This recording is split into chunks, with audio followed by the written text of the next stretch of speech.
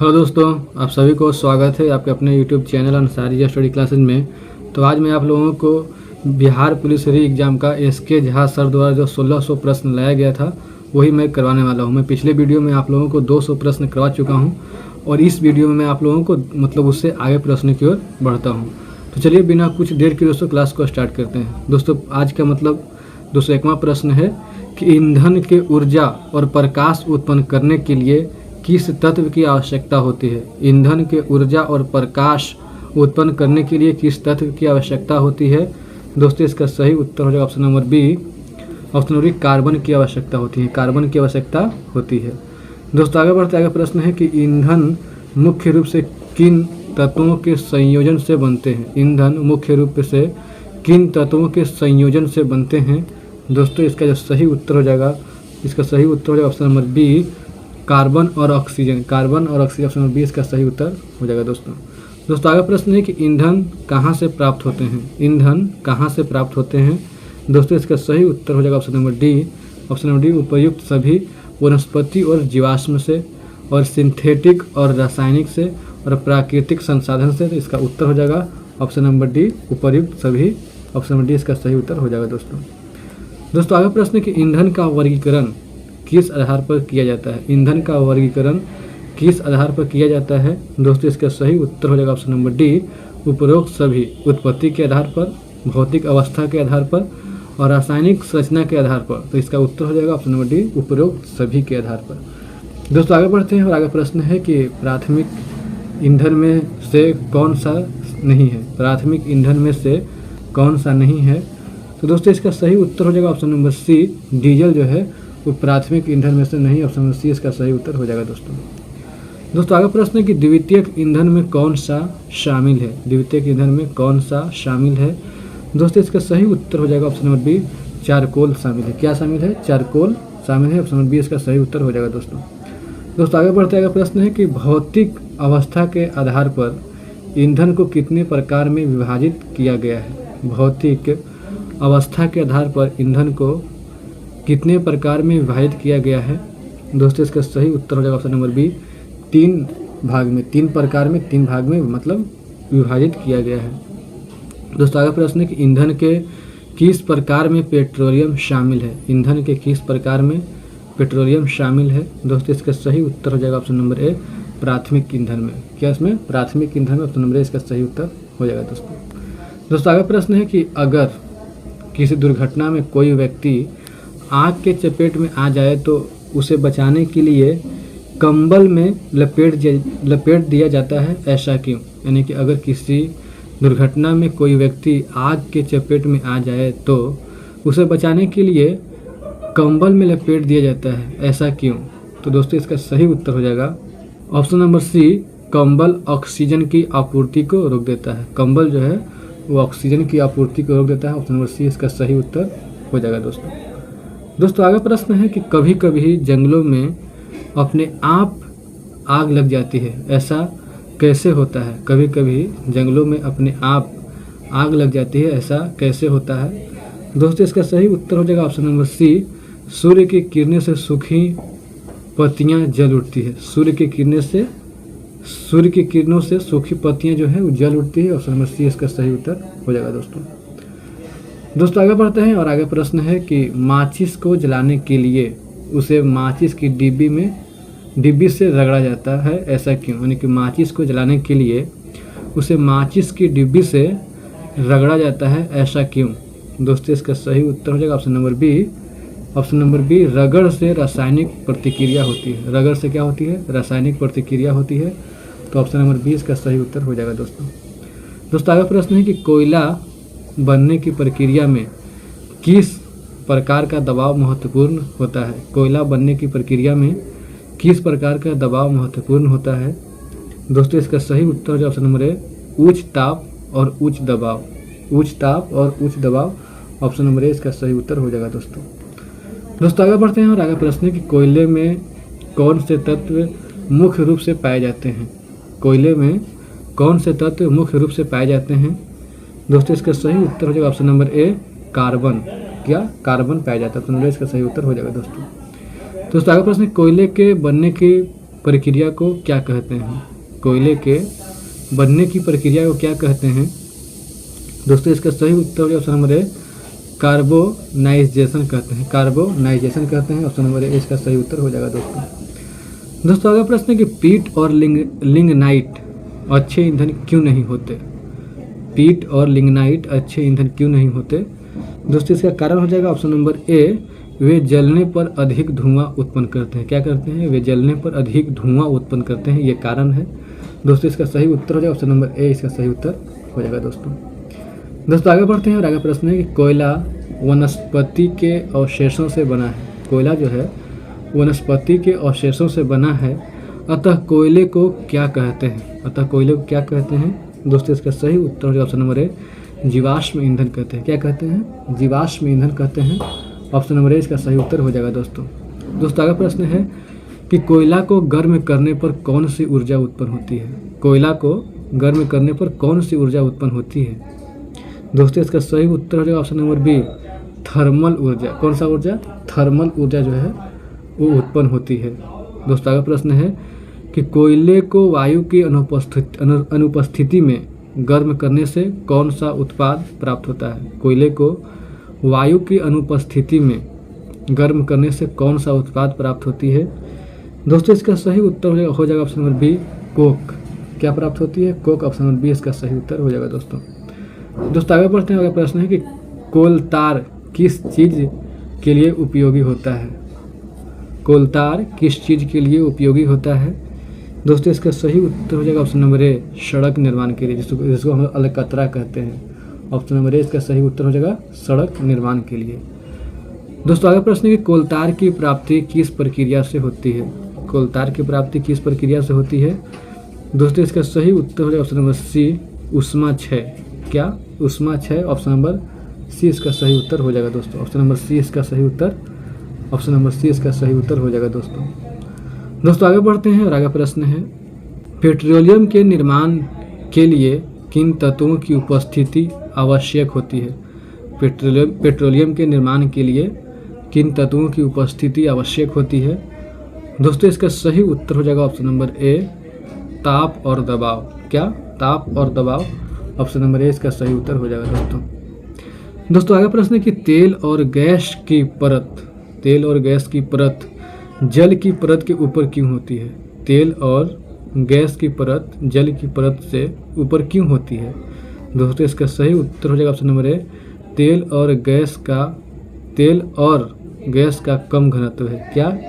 तेल और गैस का जो है वो मतलब घनत्व कम है। किससे कम घनत्व है? तो जल से। ऑप्शन नंबर ए इसका सही उत्तर हो जाएगा दोस्तों आगे बढ़ते हैं। प्रश्न है कि मिट्टी और रेत समुद्र की तली में किस कारण बैठ जाती है? मिट्टी और रेत समुद्र की तली में किस कारण बैठ जाती है? तो दोस्तों इसका सही उत्तर हो जाएगा ऑप्शन नंबर डी, गुरुत्वाकर्षण। ऑप्शन नंबर डी, गुरुत्वाकर्षण इसका सही उत्तर हो जाएगा दोस्तों आगे प्रश्न है कि कच्चे तेल को क्या कहते हैं? कच्चे तेल को क्या कहते हैं? दोस्तों इसका सही उत्तर हो जाएगा ऑप्शन नंबर सी, पेट्रोलियम कहते हैं। क्या कहते हैं? पेट्रोलियम कहते हैं। दोस्तों आगे प्रश्न है कि पेट्रोलियम परिशोधन की प्रक्रिया में कौन कौन से घटक होते हैं? पेट्रोलियम परिशोधन की प्रक्रिया में कौन कौन से घटक होते हैं? दोस्तों इसका सही उत्तर हो जाएगा ऑप्शन नंबर सी, दोनों ए और बी, यानी कि एलपीजी पेट्रोल और डीजल केरोसिन। तो इसका उत्तर हो जाएगा ऑप्शन नंबर सी, ए और बी। ऑप्शन नंबर सी इसका सही उत्तर हो जाएगा दोस्तों आगे बढ़ते हैं और आगे प्रश्न है कि द्रव रूप में पेट्रोलियम गैस का उपयोग किसके लिए किया जाता है? द्रव रूप में पेट्रोलियम गैस का उपयोग किसके लिए किया जाता है? दोस्तों इसका सही उत्तर हो जाएगा ऑप्शन नंबर बी, गृह और उद्योगों में ईंधन। गृह और उद्योगों में ईंधन, ऑप्शन नंबर बी इसका सही उत्तर हो जाएगा दोस्तों आगे प्रश्न है कि पेट्रोलियम परिशोधन का अभ्यास किस विधि से होते हैं? पेट्रोलियम परिशोधन का अभ्यास किस विधि से होते हैं? दोस्तों इसका सही उत्तर हो जाएगा ऑप्शन नंबर सी, आसवन विधि से। आसवन विधि से, ऑप्शन नंबर सी इसका सही उत्तर हो जाएगा दोस्तों आगे बढ़ते हैं। आगे प्रश्न है कि पैराफिन मोम का उपयोग किन प्रमुख उत्पादों में होता है? पैराफिन मोम का उपयोग किन प्रमुख उत्पादों में होता है? दोस्तों इसका सही उत्तर हो जाएगा ऑप्शन नंबर डी, उपरोक्त सभी। मलहम, मोमबत्ती और पेस्टलिन, इसका उत्तर होगा ऑप्शन नंबर डी, उपरोक्त सभी। दोस्तों आगे प्रश्न है कि सीएनजी का पूर्ण रूप क्या है? सीएनजी का पूर्ण रूप क्या है? दोस्तों इसका सही उत्तर हो जाएगा option number A, compressed natural gas. Compressed natural gas, option number A इसका सही उत्तर हो जाएगा दोस्तों आगे बढ़ते आगे प्रश्न है कि वायु प्रदूषण का प्रमुख कारण क्या है? वायु प्रदूषण का प्रमुख कारण क्या है? दोस्तों इसका सही उत्तर हो जाएगा ऑप्शन नंबर ए, जीवाश्म ईंधन का जलना। क्या? जीवाश्म ईंधन का जलना, ऑप्शन नंबर ए इसका सही उत्तर हो जाएगा दोस्तों आगे प्रश्न है कि कोयला से संबंधित कौन सा सत्य है? कोयला से संबंधित कौन सा सत्य है? दोस्तों इसका सही उत्तर हो जाएगा ऑप्शन नंबर डी, उपरोक्त सभी। यह एक प्राथमिक ईंधन है, यह एक जीवाश्म ईंधन है, यह एक कोलतर ईंधन है, कोलातर ईंधन है। तो इसका उत्तर होगा ऑप्शन डी, उपरोक्त सभी, इसका सही उत्तर हो जाएगा दोस्तों आगे बढ़ता है प्रश्न है कि प्राकृतिक गैस में निम्नलिखित में से कौन सी गैस शामिल नहीं है? प्राकृतिक गैस में निम्नलिखित में से कौन सी गैस शामिल नहीं है? दोस्तों इसका सही उत्तर हो जाएगा ऑप्शन नंबर सी, कोयला गैस। ऑप्शन नंबर सी, कोयला गैस। दोस्तों आगे प्रश्न है कि लकड़ी, कोयला, पेट्रोलियम और प्राकृतिक गैस को क्या कहते हैं? लकड़ी, कोयला, पेट्रोलियम और प्राकृतिक गैस को क्या कहते हैं?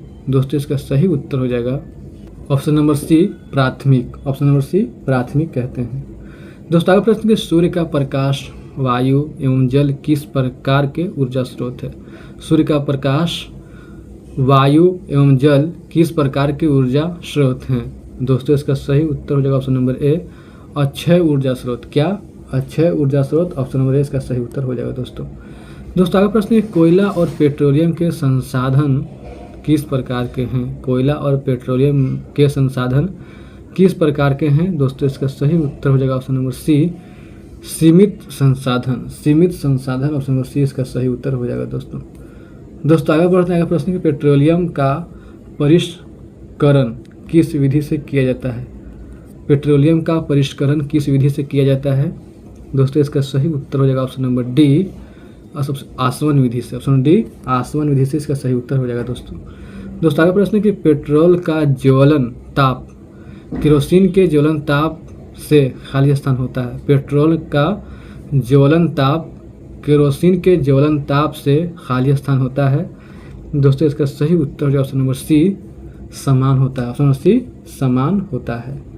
दोस्तों आगे प्रश्न कि लाल फास्फोरस कमरे के ताप पर आम रूप में, मतलब प्रश्न कहता है कि लाल फास्फोरस कमरे के ताप पर आम रूप में, दोस्तों इसका सही उत्तर हो जाएगा ऑप्शन नंबर ए, आम रूप में क्या रहता है? ठोस रहता है। यानी कि लाल फास्फोरस कमरे के ताप पर आम रूप में ठोस रहता है। ऑप्शन नंबर ए इसका सही उत्तर हो जाएगा दोस्तों आगे बढ़ते हैं। आगे प्रश्न है कि अम्ल और सोडियम बाइकार्बोनेट अभिक्रिया कर कौन सी गैस उत्पन्न करते हैं? अम्ल और सोडियम बाइकार्बोनेट अभिक्रिया कर कौन सी गैस उत्पन्न करते हैं? दोस्तों इसका सही उत्तर हो जाएगा option number c, carbon dioxide gas. Carbon dioxide gas, option number c इसका सही उत्तर हो जाएगा दोस्तों आगे प्रश्न कोयला किस प्रकार बनता है?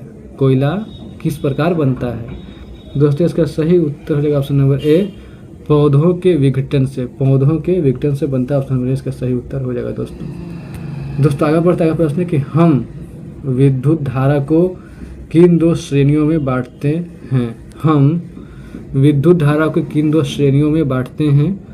दोस्तों इसका सही उत्तर हो जाएगा ऑप्शन नंबर सी, सुचालक और अपर चालक। सुचालक और अपर चालक, ऑप्शन नंबर सी इसका सही उत्तर हो जाएगा दोस्तों आगे प्रश्न है कि कौन से पदार्थ में से बिजली बहती है? कौन से पदार्थों में से बिजली बहती है? दोस्तों इसका सही उत्तर हो जाएगा ऑप्शन नंबर ए, नारियल तेल। नारियल तेल, ऑप्शन नंबर ए इसका सही उत्तर हो जाएगा दोस्तों आगे प्रश्न है कि बल्ब के जलने की तीव्रता अधिक किसमें होगी? बल्ब के जलने की तीव्रता अधिक किसमें होगी? दोस्तों इसका सही उत्तर हो जाएगा ऑप्शन नंबर बी, नींबू का रस। ऑप्शन नंबर बी, नींबू का रस इसका सही उत्तर हो जाएगा दोस्तों आगे बढ़ता है प्रश्न कि विद्युत धारा प्रवाहित करने की क्षमता में कौन सा पदार्थ सर्वाधिक है? विद्युत धारा प्रवाहित करने की क्षमता में कौन सा पदार्थ सर्वाधिक है? दोस्तों इसका सही उत्तर होगा ऑप्शन नंबर सी, पीने का पानी। ऑप्शन नंबर सी, पीने का पानी। दोस्तों अगला प्रश्न है, किस प्रकार का तेल बिजली का संचालन नहीं करता है? किस प्रकार का तेल बिजली का संचालन नहीं करता है? दोस्तों इसका सही उत्तर हो जाएगा option number b, refined. Option number b, refined इसका सही उत्तर हो जाएगा दोस्तों। आगे प्रश्न है कि नींबू का रस का उपयोग क्यों किया जाता है? नींबू का रस का उपयोग क्यों किया जाता है? दोस्तों इसका सही उत्तर हो जाएगा ऑप्शन नंबर सी, बिजली संचालन के लिए। क्या? बिजली संचालन के लिए। ऑप्शन नंबर सी इसका सही उत्तर हो जाएगा दोस्तों आगे प्रश्न है कि दूध के प्रति विद्युत धारा की प्रतिक्रिया क्या होती है? दूध के प्रति विद्युत धारा की प्रतिक्रिया क्या होती है? दोस्तों इसका सही उत्तर हो जाएगा ऑप्शन नंबर बी, दूध में सुचालकीयता कम होती है। दूध में क्या? सुचालकीयता कम होती है। ऑप्शन नंबर बी इसका सही उत्तर हो जाएगा दोस्तों आगे बढ़ते आगे प्रश्न है कि पीने के पानी के विद्युत सुचालकीयता का कारण क्या है? पीने के पानी के विद्युत सुचालकीयता का कारण क्या है? दोस्तों इसका सही उत्तर हो जाएगा ऑप्शन नंबर सी, इसमें आयन होते हैं। क्या होते हैं? इसमें आयन होते हैं। ऑप्शन नंबर सी इसका सही उत्तर हो जाएगा दोस्तों आगे प्रश्न है कि निम्नलिखित में से किस पदार्थ में अधातु विद्युत धारा के प्रवाह में सहायक होता है? निम्नलिखित में से किस पदार्थ में अधातु विद्युत धारा के प्रवाह में सहायक होता है? दोस्तों इसका सही उत्तर हो जाएगा ऑप्शन नंबर ए, नल का पानी। ऑप्शन नंबर ए, नल का पानी। दोस्तों आगे बढ़ते हैं और आगे प्रश्न है कि नींबू के रस में विद्युत धारा प्रवाहित होती है क्योंकि इसमें क्या मौजूद होता है? नींबू के रस में विद्युत धारा प्रवाहित होती है क्योंकि इसमें क्या मौजूद होता है? दोस्तों इसका सही उत्तर हो जाएगा ऑप्शन नंबर सी, एसिड मौजूद होता है। क्या होता है मौजूद? एसिड मौजूद होता है। ऑप्शन नंबर सी इसका सही उत्तर हो जाएगा और दोस्तों आगे प्रश्न है कि दूध विद्युत चालक नहीं होता है क्योंकि? दूध जो है विद्युत चालक नहीं होता है क्योंकि? दोस्तों इसका सही उत्तर है ऑप्शन नंबर सी, क्योंकि इसमें शर्करा मौजूद होती है। लेकिन दूध विद्युत चालक नहीं होता है क्योंकि इसमें शर्करा मौजूद होती है। ऑप्शन नंबर सी इसका सही उत्तर हो जाएगा दोस्तों आगे प्रश्न है कि शहद का प्रयोग विद्युत चालकता परीक्षण में क्यों नहीं किया जाता? शहद का प्रयोग विद्युत चालकता परीक्षण में क्यों नहीं किया जाता? दोस्तों इसका जो सही उत्तर हो जाएगा ऑप्शन नंबर बी, इसमें अधिक शर्करा होती है। इसमें अधिक शर्करा होती है। ऑप्शन नंबर बी इसका सही उत्तर हो जाएगा दोस्तों आगे प्रश्न है कि सिरका विद्युत घटना के लिए उपयोगी क्यों है? सिरका विद्युत घटना के लिए उपयोगी क्यों है? दोस्तों इसका सही उत्तर हो जाएगा ऑप्शन नंबर ए, इसमें अम्ल होते हैं। इसमें अम्ल होते हैं। ऑप्शन नंबर ए इसका सही उत्तर हो जाएगा दोस्तों आगे प्रश्न है कि आसुत जल विद्युत का अच्छा चालक क्यों नहीं होता है? आसुत जल विद्युत का अच्छा चालक क्यों नहीं होता है? दोस्तों इसका सही उत्तर हो जाएगा ऑप्शन नंबर ए, उसमें लवण नहीं होते हैं। उसमें लवण नहीं होते हैं। ऑप्शन नंबर ए इसका सही उत्तर हो जाएगा दोस्तों आगे बढ़ते हैं प्रश्न है घरेलू उपयोग के लिए साधारण जल क्यों चालक होता है? घरेलू उपयोग के लिए साधारण जल क्यों चालक होता है? और दोस्तों इसका सही उत्तर हो जाएगा ऑप्शन नंबर बी, उसमें लवण घुले होते हैं। उसमें लवण घुले होते हैं। ऑप्शन नंबर बी इसका सही उत्तर हो जाएगा दोस्तों आगे प्रश्न है कि लवण मिलाने पर विद्युत चालकता क्यों बढ़ जाती है? लवण मिलाने पर विद्युत चालकता क्यों बढ़ जाती है? दोस्तों इसका सही उत्तर है ऑप्शन नंबर ए, लवण जल का आयनीकरण कर देते हैं। लवण जो है जल का आयनीकरण कर देते हैं। ऑप्शन नंबर ए इसका सही उत्तर हो जाएगा दोस्तों आगे प्रश्न है कि जांच के समय किस पदार्थ का उपयोग नहीं करना चाहिए? जांच के समय किस पदार्थ का उपयोग नहीं करना चाहिए? दोस्तों इसका जो सही उत्तर हो जाएगा ऑप्शन नंबर सी, धातु। ऑप्शन नंबर सी, धातु का जो है प्रयोग नहीं करना चाहिए। दोस्तों आगे प्रश्न है कि कौन सा द्रव विद्युत चालक है? कौन सा द्रव विद्युत चालक है? दोस्तों इसका सही उत्तर हो जाएगा ऑप्शन नंबर सी, नमक ठप्पा।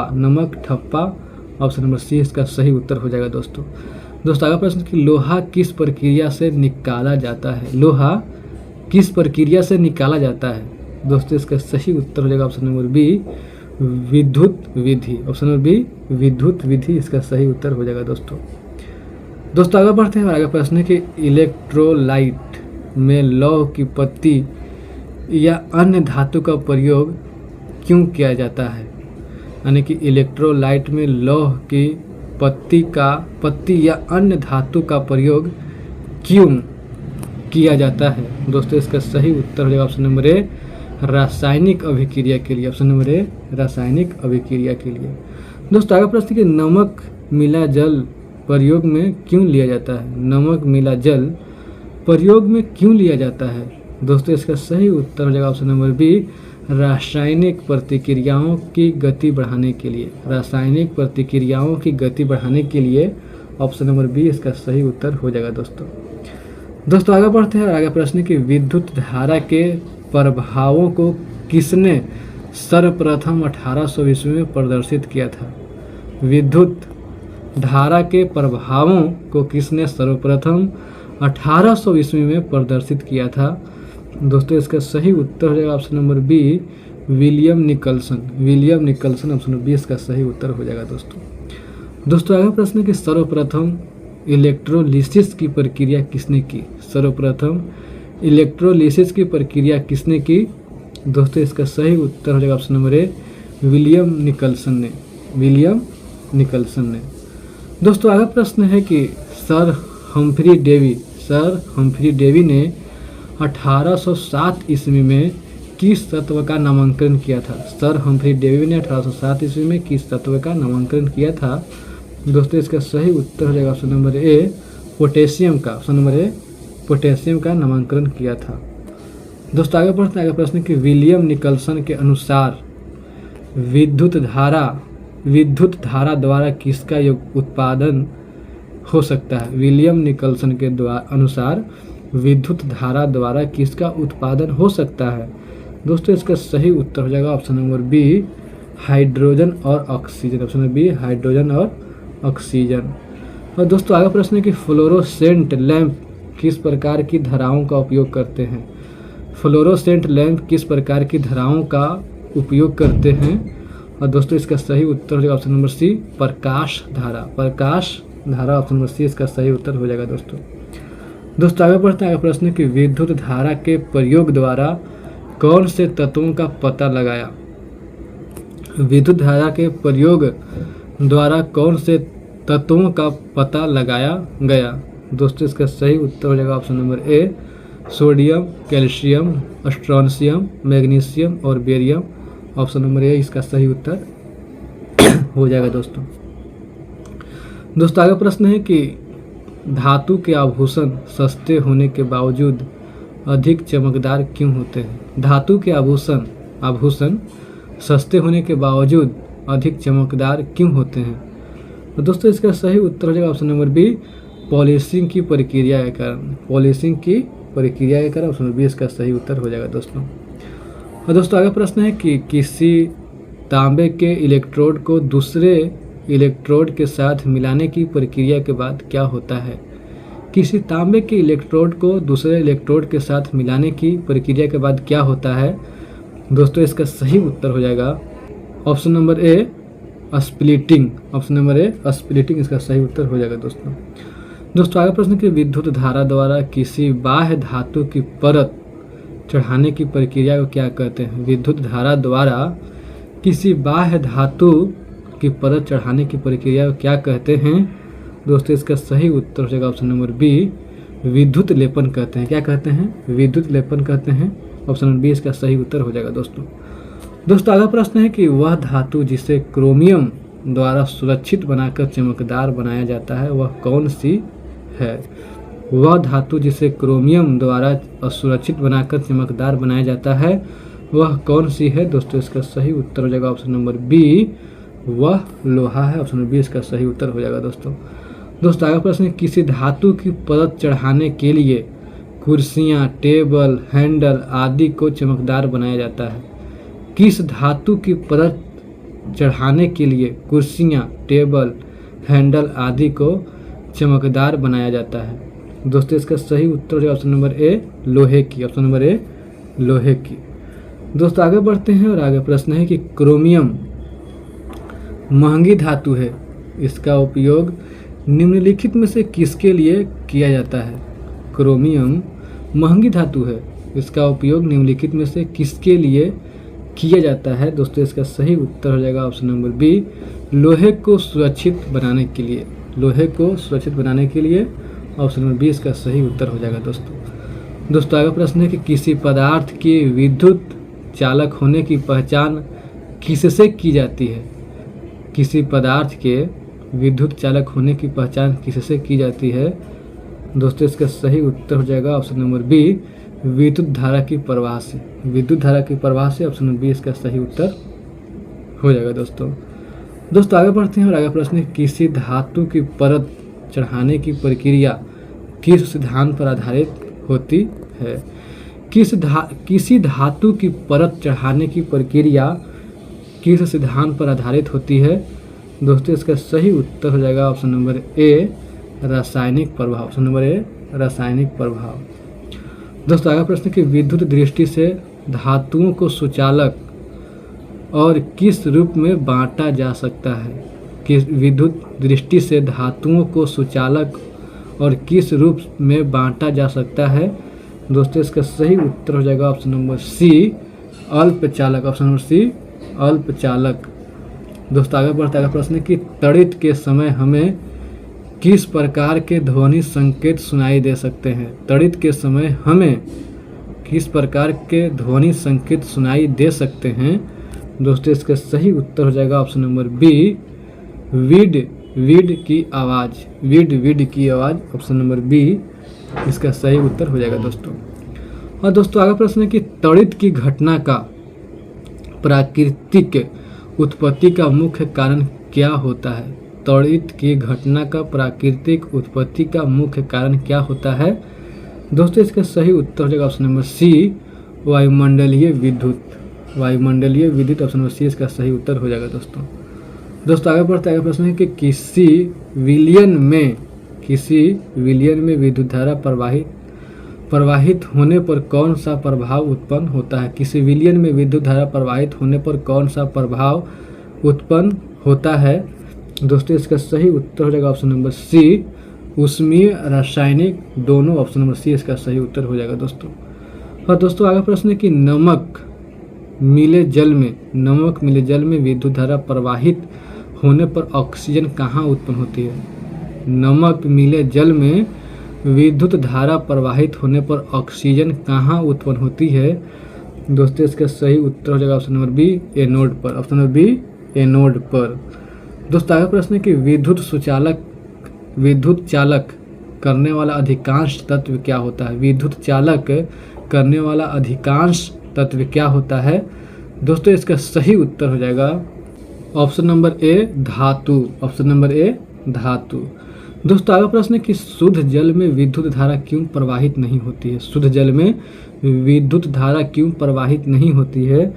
दोस्तों इसका सही उत्तर हो जाएगा ऑप्शन नंबर बी, जल में आयनों की कमी होती है। जल में आयनों की कमी होती है। ऑप्शन नंबर बी इसका सही उत्तर हो जाएगा दोस्तों आगे प्रश्न है कि इलेक्ट्रोप्लेटिंग किस पदार्थ को किस पर चढ़ाने की प्रक्रिया है? इलेक्ट्रोप्लेटिंग किस पदार्थ को किस पदार्थ पर चढ़ाने की प्रक्रिया है? दोस्तों इसका सही उत्तर हो जाएगा ऑप्शन नंबर बी, क्रोमियम को लोहा पर। ऑप्शन नंबर बी, क्रोमियम को लोहा पर इसका सही उत्तर हो जाएगा दोस्तों आगे बढ़ते हैं और आगे प्रश्न है कि साइकिल के हैंडल का लेपन किस धातु से होता है? साइकिल की हैंडल का लेपन किस धातु से होता है? दोस्तों इसका सही उत्तर हो जाएगा option number A, chromium. Option number A, chromium इसका सही उत्तर हो जाएगा दोस्तों। साइकिल के हैंडल का लेपन किस धातु से होता है? तो क्रोमियम से होता है। ऑप्शन नंबर ए इसका सही उत्तर हो जाएगा दोस्तों आगे प्रश्न है कि इलेक्ट्रोलिसिस क्या है? इलेक्ट्रोलिसिस क्या है? दोस्तों इसका सही उत्तर हो जाएगा option number c. Option number c, जल के विद्युत अपघटन की प्रक्रिया। जल के विद्युत अपघटन की प्रक्रिया। ऑप्शन नंबर सी इसका सही उत्तर हो जाएगा दोस्तों आगे बढ़ते हैं आगे प्रश्न कि धातु के प्लेट पर पोटेशियम आयोडाइड और स्टार्च लगाने का क्या कारण है? धातु के प्लेट पर पोटेशियम आयोडाइड और स्टार्च लगाने का क्या कारण है? दोस्तों इसका जो सही उत्तर हो जाएगा ऑप्शन नंबर ए, विद्युत चालकता देखने के लिए। विद्युत चालकता देखने के लिए ऑप्शन नंबर ए इसका सही उत्तर हो जाएगा दोस्तों आगे प्रश्न है कि हम किसके द्वारा अपने सामने पड़ी वस्तुओं को दिन के उजाले में देख पाते हैं?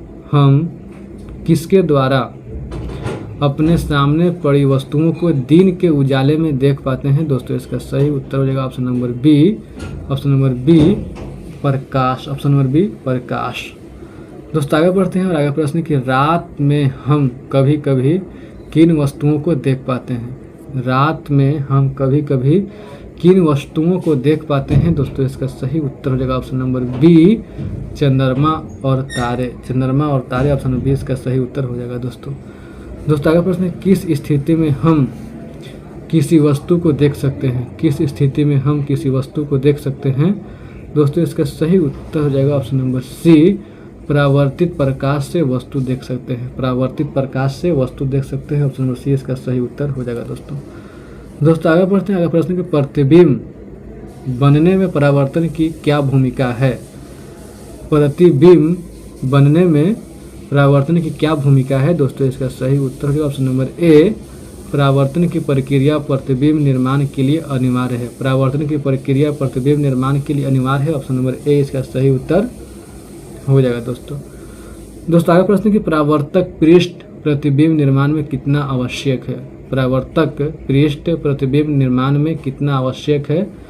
दोस्तों इसका सही उत्तर हो जाएगा ऑप्शन नंबर सी, यह प्रतिबिंब निर्माण में अत्यधिक सहायक होता है। यह प्रतिबिंब निर्माण में अत्यधिक सहायक होता है, ऑप्शन नंबर सी इसका सही उत्तर हो जाएगा दोस्तों आगे बढ़ते आगे प्रश्न है कि समतल दर्पण का क्या उपयोग है? समतल दर्पण का क्या उपयोग है? दोस्तों इसका जो सही उत्तर हो जाएगा ऑप्शन नंबर ए, प्रकाश की किरणों को परावर्तित करने के लिए। प्रकाश की किरणों को परावर्तित करने के लिए, ऑप्शन नंबर ए इसका सही उत्तर हो जाएगा दोस्तों आगे प्रश्न है कि गुरुत्वाकर्षण बल का गणना कैसे की जाती है? गुरुत्वाकर्षण बल का गणना कैसे की जाती है?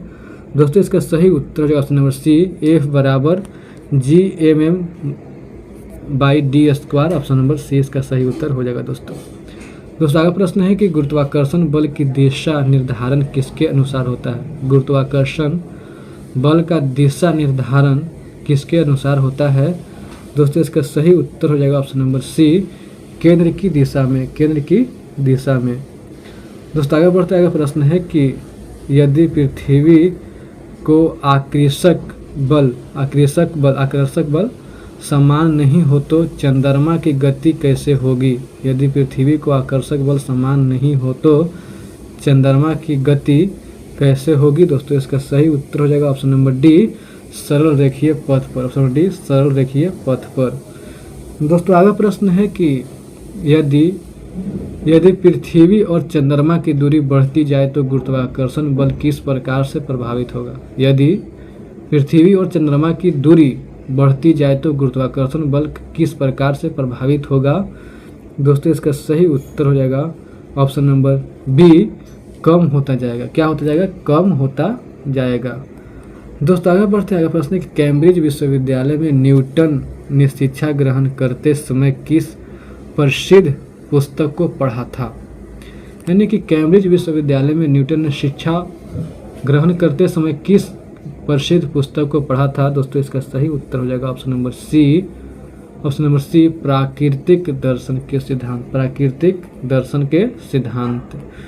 दोस्तों आगे बढ़ते आगे प्रश्न कि न्यूटन ने ग्रहों की गति के अध्ययन के लिए निम्नलिखित में से किस नियम का उपयोग किया? न्यूटन ने ग्रहों की गति के अध्ययन के लिए निम्नलिखित में से किस नियम का उपयोग किया? दोस्तों इसका सही उत्तर हो जाएगा ऑप्शन नंबर बी, गुरुत्वाकर्षण का सार्वभौमिक नियम। गुरुत्वाकर्षण का सार्वभौमिक नियम, ऑप्शन नंबर बी इसका सही उत्तर हो जाएगा दोस्तों आगे प्रश्न कि मुक्त पतन मानकर किसी वस्तु पर लगे गुरुत्व बल का अनुमान क्या होता है? मुक्त पतन मानकर किसी वस्तु पर लगे गुरुत्व बल का अनुमान क्या होता है?